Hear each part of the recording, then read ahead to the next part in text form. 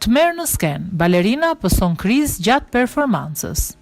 Koncerti fundit i këngëtares me famë botërore, Iggy Azalea nuk ka shkuar ashtu si pritej pasi njëra nga balerinat e stafit të saj ka pësuar një krizë gjatë performancës në skenë.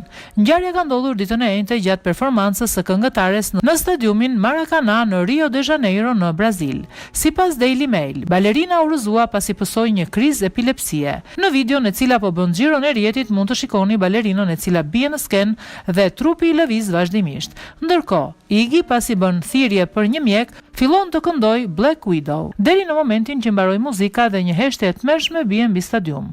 Mjekët në fakt sollën një ambulancë në stadium për të larguar balerinën, por ndjekësit shprehen të çuditur me reagimin e Iggyt, e cila ka vazhduar më pas performancën e saj, edhe pse shihte balerinën e shtrirë në skenë. Më vonë ajo sqaroi në rrjetet sociale atë që kishte ndodhur. Iggy ka treguar se ajo vazhdonte të këndonte sepse mendonte se balerina u rrëzua vetëm se ndrydhi kyçin e këmbës.